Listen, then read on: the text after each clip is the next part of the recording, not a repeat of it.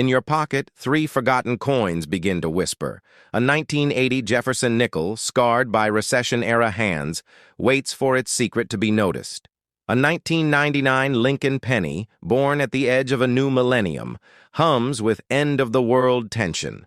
And a 1968 Roosevelt dime, struck in a year of chaos, carries echoes of protests and broken dreams. They look ordinary, almost invisible, but history loves to hide in plain sight. The nickel remembers factories closing and America holding its breath.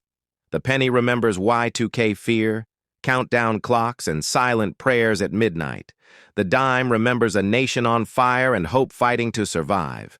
Together, they cross decades without moving an inch. No vault, no museum, no glass case, just pockets, drawers, and loose change trays. What if one of them is rarer than anyone ever realized? What if a tiny detail turned cents into legends? Most people would spend them without a second glance. Collectors know better, because the smallest coins often carry the biggest stories, and the most valuable secrets never shine at first. Before you toss your change away, look again. You might already be holding history. The story of the 1980 Jefferson nickel begins long before the coin itself was minted, and to truly understand its significance, we have to travel back to the origins of the entire Jefferson nickel series, which started in 1938 when the United States Mint decided to replace the Buffalo nickel with a new design featuring the third president of the United States, Thomas Jefferson, and his iconic home, Monticello. This design was created by Felix Schlag, whose artwork won the National Design Competition, and his portrait of Jefferson has remained one of the most recognizable images on American coinage for decades. By the time we reach 1980, the Jefferson nickel had already been in circulation for more than 40 years, and the design had become a familiar sight in everyday American commerce. The year 1980 itself was a period of transition for the United States, with a shifting economy, rising inflation, and changing national priorities. Coins, such as the nickel, were still heavily used in vending machines, buses, and daily transactions, making each year's minting important for keeping up with circulation demand. In 1980, the U.S. Mint produced Jefferson nickels at 2 major facilities, the Philadelphia Mint and the Denver Mint. The Philadelphia Mint coins did not carry a mint mark at this time, as the P mint mark was not added to circulating nickels until 1984.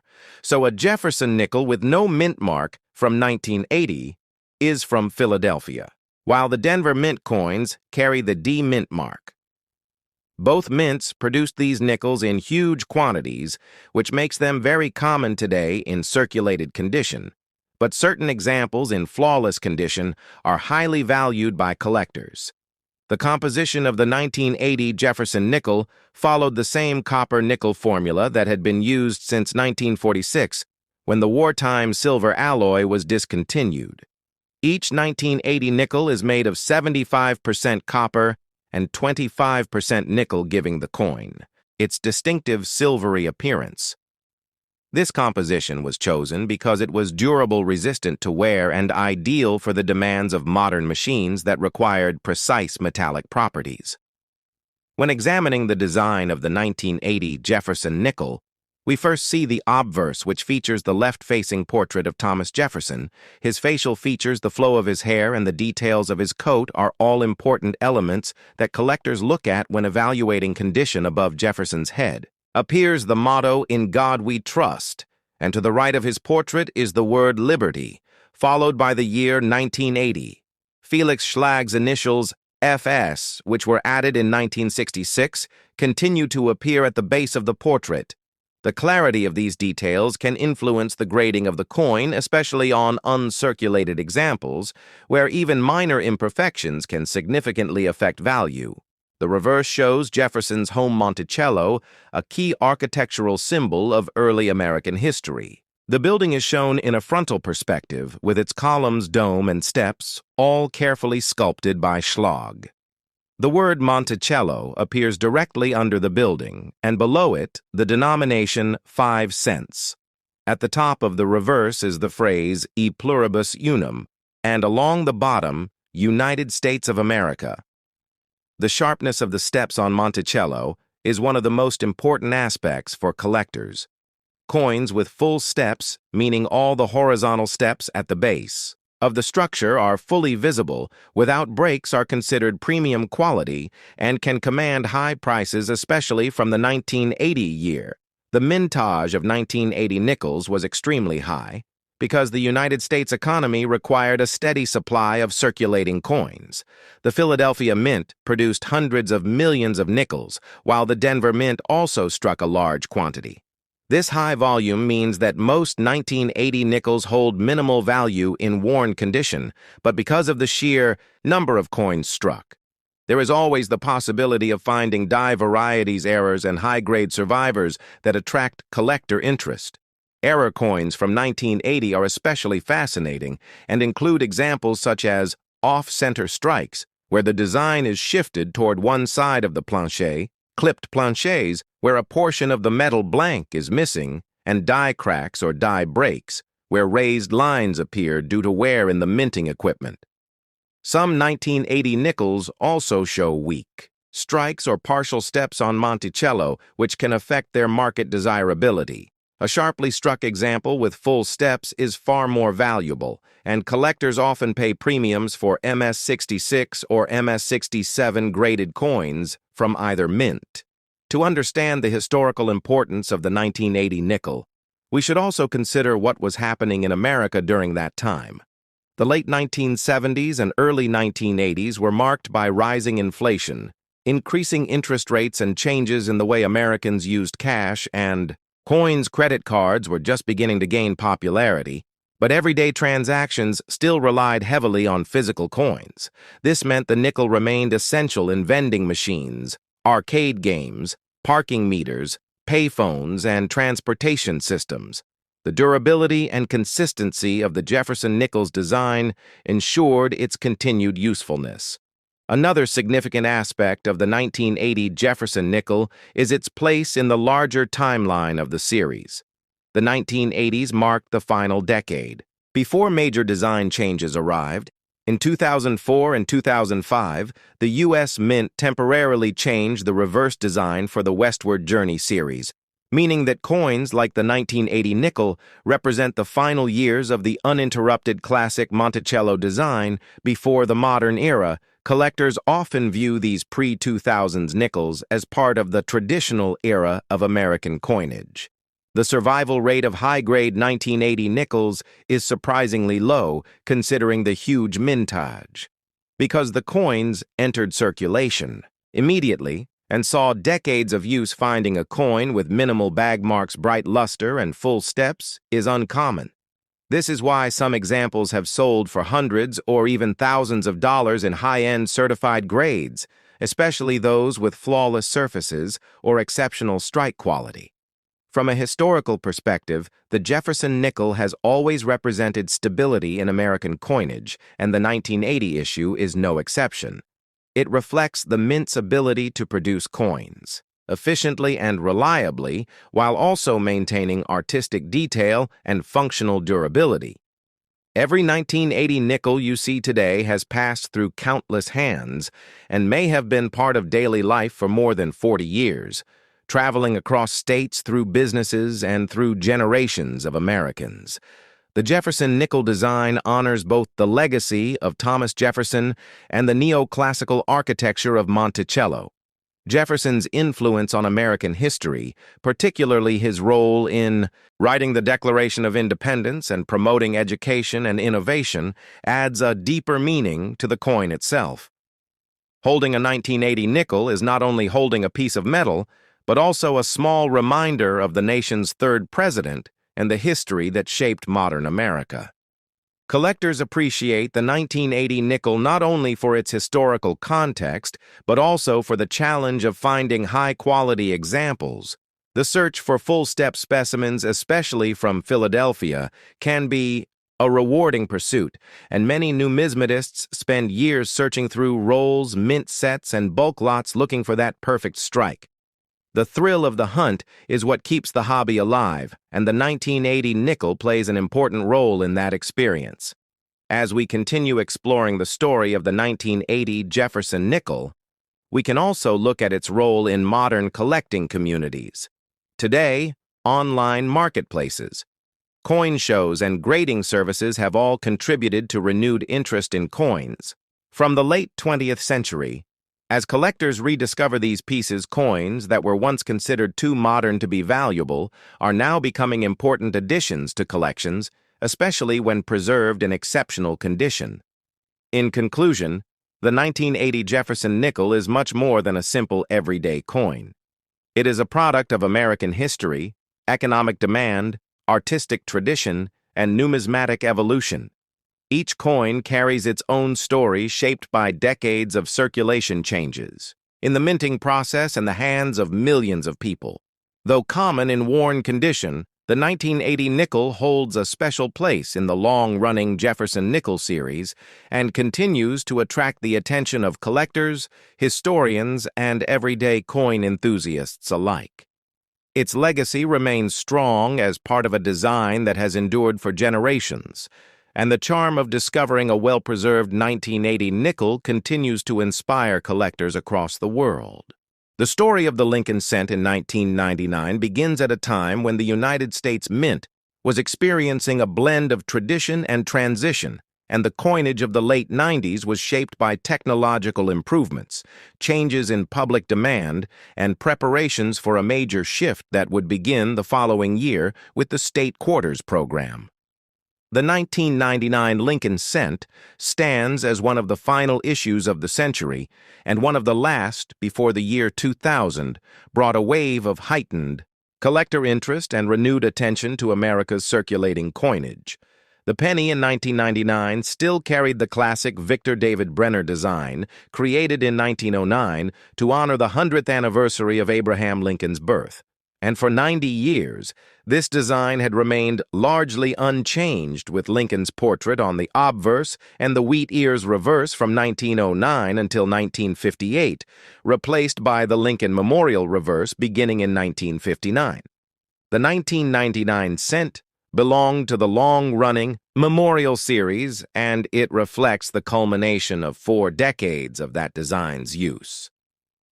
During this time, coins were struck with fully modern minting technology, which allowed for billions of coins to be produced with incredible efficiency, and the mint's focus in 1999 centered on meeting demand for the upcoming year while maintaining stable production for all circulating denominations. The composition of the 1999 Lincoln cent was the copper-plated zinc mixture adopted in 1982. Consisting of a core of 97.5% zinc with a thin copper layer applied through electroplating. This change from the earlier 95% copper alloy allowed the mint to reduce production costs, and by 1999, the copper-plated zinc planchet was firmly established as the standard for cent production. These planchets weighed 2.5 grams, and their lightweight nature meant that billions could be struck without the high metal cost associated with solid. Copper cents production in 1999 took place at the Philadelphia and Denver mints, and the number of coins struck reached very high levels as part of a trend that had dominated the late 20th century, with cent output often surpassing all other denominations. Combined Philadelphia cents in 1999 carried no mint mark, while Denver cents bore the familiar D mint mark. With the State Quarters program set to launch in 1999, the Mint was already expanding capacity and modernization efforts. And as a result, the equipment used for cent production benefited from improved die preparation, polishing, and quality control. This led to sharply struck coins, although like every year there were still minor varieties and errors that would become points of interest to collectors. Among the most notable points of discussion surrounding the 1999 cent is the wide versus close AM variety found on some proof and circulation strike coins, originating from the Lincoln Memorial reverse. Design hubs. These varieties are the result of the spacing between the A and the M in the word America. On a normal circulation strike, 1999 cent, the AM is close together, while on the special proof design, the AM is spaced wider. Apart from the proofs, a small number of Philadelphia and Denver circulation strike coins were accidentally struck with the proof reverse die, creating the 1999 wide AM variety. These unexpected combinations resulted in a collectible variety that remains popular among hobbyists. In addition to the wide AM, there also exists a 1999 close AM proof variety where a proof coin was incorrectly struck with a circulation reverse die, and these minting accidents help give the year its special place in modern numismatics. As collectors study the 1999 cent, they often find minor doubled die cracks and plating blisters, which are common on zinc-based cents, because the copper plating can occasionally separate from the core during striking or aging. These minor anomalies tell the story of the mint's struggle to balance high-speed production with consistently clean results. The year 1999 was significant more broadly because it marked the final stretch of the 20th century, a symbolic moment that reminded Americans of how deeply the Lincoln cent had become embedded in daily life. Since its introduction in 1909, the Lincoln cent had been one of the longest-running coin designs in U.S. history, and by 1999, billions of them were minted every year, making the penny a constant reminder of Lincoln's legacy and American heritage. Throughout the late 90s, the cent also became a subject of debate as some economists questioned whether the coin should continue to be produced due to rising production costs and reduced purchasing power. While these discussions did not lead to immediate change, they foreshadowed 21st century debates about the future of the penny. Still, public attachment to the Lincoln cent remained strong, and the mint continued production as usual. The Lincoln Memorial reverse on the 1999 cent had been used for 40 years, and many Americans had grown up seeing the small image of the memorial, with Lincoln's statue faintly visible between the central columns. This design would remain until 2008, when it was replaced by a series of 4 bicentennial reverses in 2009, celebrating the 200th anniversary of Abraham Lincoln's birth, and then by the Union Shield design introduced in 2010. That makes the 1999 issue part of the closing chapter of the memorial, type a design that had represented Lincoln for nearly half a century. In the year 1999, the U.S. Mint continued to refine its processes using computer-aided die-making and digital master hubs, improving consistency in the coins produced. Compared to earlier decades, the cents of this period were more uniform, with fewer major varieties, although the unintentional, wide AM coins demonstrate that even advanced systems are not immune to human error and technological quirks. These varieties not only add excitement to the collecting world, but they also highlight the complexity behind what might otherwise seem like a simple coin. The economic conditions of 1999 also played a role in coin distribution as the United States experienced economic growth and expanding commerce, which increased the circulation of small change, including pennies. As credit cards and electronic payments were still growing but not yet dominating transactions, the cent remained an essential part of everyday purchases, making mass production necessary every year. Collectors often look back at the 1999 cent as a modern piece that captures the identity of late 20th century coinage, combining mass production, technological modernization, and occasional accidental varieties that create long-term interest. The story of this coin reflects the United States Mint's commitment to efficiency and the enduring cultural value of the Lincoln design. As the century ended, the Mint was preparing major shifts for the coming years, but the 1999 Lincoln cent stands as a reminder of how America's most common coin quietly links generations of collectors and everyday citizens. With its rich backdrop of production history, technological context, and numismatic intrigue, the 1999 cent represents far more than a small copper-colored coin. It stands at the crossroads of tradition and transition, marking the end of one century and the beginning of another, carrying forward the legacy of Abraham Lincoln, while offering collectors a year full of details, varieties, and historical meaning. To expand the story of the 1999 Lincoln cent, it is important to understand how the United States Mint was evolving during the late 1990s and how broader economic and cultural forces shaped the production and public perception of this small yet iconic coin. In 1999, the Mint was entering a period of unprecedented public attention due to the launch of the State Quarters program, which quickly became one of the most successful coin programs in American history. Although the cent was not part of this new series, the creation of special state quarter dies demanded enormous technical focus and strategic planning, and this environment of innovation influenced every denomination, including the Lincoln cent, the equipment used to strike coins. In 1999 was more advanced than any in previous decades, with automated presses capable of producing tens of thousands of cents per hour while maintaining consistent pressure and uniformity. The Mint's investment in laser-guided die making and digital master hubs brought improvements to the Lincoln cent's details, most noticeably in Lincoln's hair, the folds of his clothing, and the clarity of the lettering on both sides of the coin. These improvements were part of a broader modernization effort designed to streamline production and improve quality control as the Mint prepared for the 21st century.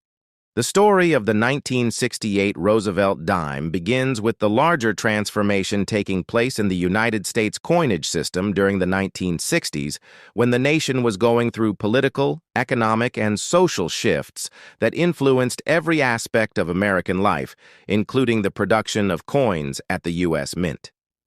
The 1968 Roosevelt dime stands as a symbol of modernization, a continuation of the design that began in 1946, and an example of the adjustments the Mint made as it entered a new era of coin production. To understand the full history of the 1968 dime, we must step back to the end of World War II, when the nation decided to honor President Franklin Delano Roosevelt with a coin that carried his portrait. Roosevelt had led the country through the Great Depression and the war, and his support for the March of Dimes campaign made the 10-cent coin the perfect denomination to carry his legacy. The design, created by chief engraver John R. Sinek, featured Roosevelt on the obverse with olive branches and torches on the reverse, symbolizing liberty, peace, and unity. This design remained mostly unchanged for decades, and became one of the most familiar coins in American pockets. As the years progressed, the U.S. Mint faced a growing problem in the early 1960s when the price of silver began rising and people started hoarding silver coins. The nation experienced a coin shortage, and by 1965, a major shift occurred when the Mint removed silver from the dime and quarter, replacing it with a clad composition of copper sandwiched between layers of cupronickel. This new composition was introduced to meet demand, reduce hoarding, and stabilize coin production. By the time 1968 arrived, the clad Roosevelt dime was still relatively new to the public, but it had already secured its place in everyday commerce. The year 1968, however, was historically significant for another reason. It marked the return of mint marks on U.S. coins. From 1965 to 1967, the U.S. Mint removed mint marks in an attempt to discourage hoarding and collecting, which they believed contributed to the coin shortage. Beginning in 1968, mint marks returned and were placed on the obverse of the dime near the date. This small change made the 1968 dime an important issue for collectors, since it represented the reinstatement of a tradition that had been paused for 3 years. In 1968, 3 mint facilities produced the Roosevelt dime. Philadelphia struck the 1968 dime, without a mint mark as usual. Denver produced large quantities marked with a D, and the San Francisco Mint struck proof coins marked with an S. The San Francisco Mint in particular played a major role in the evolution of proof coin technology during the late 1960s. Although proofs had been issued previously, the 1968 proof sets marked the first time proof production was fully moved to the San Francisco Mint, where specialized facilities and equipment were dedicated to creating high-quality mirror, finished coins. The 1968 proof dime is recognized for its sharp details, deep mirrored fields, and frosted cameo devices. The cameo effect became more consistent over time, and these proofs hold special value to collectors who appreciate early examples of modern proof quality. The typical 1968 business strike dime from Philadelphia or Denver circulated heavily across the country, and millions upon millions were produced, making them common in pocket change. However, the quality varied because of the high-speed presses used to meet national demand. Many 1968 dimes show weaker strikes or minor imperfections, but well-struck examples with bright luster remain popular among collectors building date and mint mark sets. Another chapter of the 1968 Roosevelt dime story involves the broader historical events of that year. America was experiencing civil rights movements, the Vietnam War political upheaval, and the assassination of Martin Luther King Jr. and Robert F. Kennedy. Despite this turbulent atmosphere, the U.S. Mint continued to produce coins essential for daily economic life. The dime circulated through grocery stores, gas stations, diners, and workplaces, carrying with it the portrait of a leader who had guided the country through earlier crises. Over the decades, the 1968 Roosevelt dime became part of coin collecting history. While not rare, the coin is appreciated for its place in the transition from silver to clad coinage, the return of mint marks, and the San Francisco proof revival. High-grade business strikes, especially those in mint state with full torch details on the reverse, are prized by advanced collectors. The full torch designation refers to strong detailed vertical and horizontal lines on the torch, which indicate an excellent strike. Proof versions with deep cameo contrast are also highly collectible and represent the technological improvements of the mint. As the years progressed, the 1968 dime remained a part of everyday transactions, and millions survived in circulation, although many now show wear from decades of use. Yet the coin continues to be an important chapter in the story of American numismatics. Whether found in a proof, set a coin roll, or an old collection, the 1968 Roosevelt dime stands as a testament to mid-20th century minting practices, the recovery from the coin shortage, and the evolution of modern coinage. It carries the memory of its time, the legacy of Roosevelt, and the silent story of an American economy that relied on stable, reliable, and widely used coinage. Today, collectors recognize the 1968 dime not for rarity, but for its symbolism, its technological progress, and its role in the transformation of U.S. coinage history. It is a bridge between the silver era and the modern clad era, a marker of the return of mint marks, and a snapshot of America in one of its most eventful decades. The story of the 1968 Roosevelt dime continues as long as collectors study it, appreciate its details, and preserve it for future generations. As we continue exploring the deeper history of the 1968 Roosevelt dime, we can look further into the evolution of the coinage system and the society that surrounded it. The late 1960s were a transformative era for the United States, and every coin produced during this time, including the dime, reflects the political, economic, and cultural environment in which it was made. By 1968, the U.S. Mint was in the middle of a technological shift, balancing traditional engraving methods with rapidly advancing machinery. Coin presses were becoming faster, more consistent, and more automated. The Roosevelt dime was one of the denominations most affected by these changes because it was produced in tremendous quantities for general circulation. The high demand meant that the mint needed to modernize almost every step of the process. Engravers adjusted die preparation methods using improved die steel and better chrome plating, which helped extend the life of dies under heavy use. This was important because even small imperfections on a worn die could affect the look of millions of dimes in circulation. During the 1960s, the mint also worked on improving the clad metal bonding process. The clad coinage composition introduced in 1965 had been relatively new, and there were still challenges involved in bonding the outer cupra-nickel layers to the inner copper core. By 1968, the mint had refined the bonding technique, creating a more stable and durable coin that performed well in vending machines and coin-operated devices, which were becoming increasingly common across the country. The 1968 Roosevelt dime also represents a moment in minting history when quality control was being reworked. The coin shortage earlier in the decade had pushed the mint to produce coins at breakneck speed, but by 1968, the pressure had eased somewhat, allowing quality to improve. Philadelphia and Denver mints focused on striking large numbers of dimes for circulation, but they also attempted to maintain better consistency in sharpness, luster, and finish.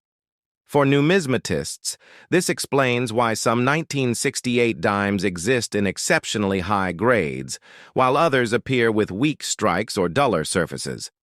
The inconsistency tells the story of a mint transitioning into a new era. Another layer of history lies in the reinstated mint marks of 1968.